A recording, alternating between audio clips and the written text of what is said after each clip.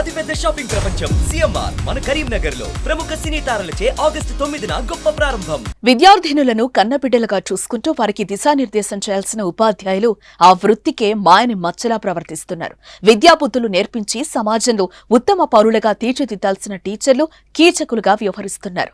వెకిలి చేష్టలతో విద్యార్థినుల పట్ల అసభ్యకరంగా ప్రవర్తించిన ఉపాధ్యాయుడికి దేహశుద్ధి చేసిన ఘటన భద్రాద్రి కొత్తగూడెం జిల్లాలో వెలుగు చూసింది.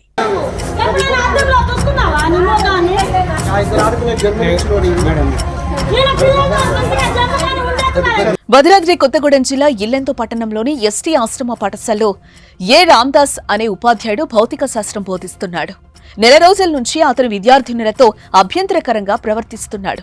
ఇబ్బందికరంగా చేతులు వేస్తూ వెటకారపు మాటలతో విద్యార్థినులను వేధిస్తున్నాడు. అయితే ఆ ఉపాధ్యాయుడు వేధింపులు భరించలేని బాలికలు విషయాన్ని తల్లిదండ్రులకు తెలిపారు. విషయం తెలుసుకున్న తల్లిదండ్రులు కోపంతో పాఠశాలకొచ్చి ఉపాధ్యాయుడికి దేహశుద్ధి చేశారు. ఆశ్రమ పాఠశాల ఇన్ఛార్జ్ హెచ్ఎం పద్మావతి ఫిర్యాదుతో ఫోక్సో కేసు నమోదు చేశారు పోలీసులు. అయితే రామ్దాస్ కు ఇలాంటి పాడు పనులు చేయడం, కూతురే వయసున్న వారితో అసభ్యంగా ప్రవర్తించడం కొత్తేం కాదు. గతేడాది కూడా ఇలాంటి నీచమైన పని చేశాడు. అయితే అప్పట్లో ఆయనకు కుటుంబ సభ్యులు ఉన్నారనే కారణంగా ఉన్నతాధికారులు రామ్దాస్ ను హెచ్చరించారు. అయితే కొన్నాళ్లు బాగానే ఉన్నా మళ్లీ తన వక్రబుద్ధిని బయటపెట్టాడు రామ్దాస్.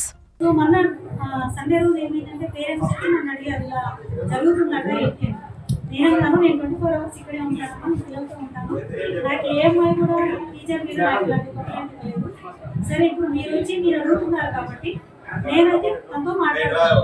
ఎందుకంటే పోయినసారి ఇలానే చేస్తే మేము కంప్లైంట్ వచ్చాము. సరే ఇప్పుడు ఏమైనా మారాలా లేదా నేను అడుగుతాను అని చెప్పేసి నేను వాళ్ళ ముందే పేరెంట్స్కి ఇచ్చాను. సో నేను అతను విజయవాడలో వచ్చి మాట్లాడతాను చెప్పాను. సో ఆ టైంలో ఉదయం పేరెంట్స్ వచ్చారు. నేను నైట్ పిల్లలతో కూర్చోబెట్టి అని చెప్పాను.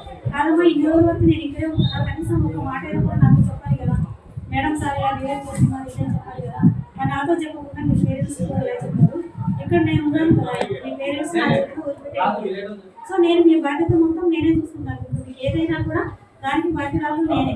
కనీసం నాకు ఒక మాట కూడా చెప్పకుండా మీ పేరెంట్స్తో చెప్పాను. సరే నేను ఆయన వచ్చిన తర్వాత నేను అడుగుతాను. ఆయనకి తప్పని తెలిస్తే కనుక ఆల్రెడీ నేను కంప్లైంట్ ఇచ్చాను ఉన్నాను కాబట్టి ఆయన ఇక్కడ నుంచి తీసేద్దామని చెప్పేసి నేను పిల్లలతో చెప్పాను.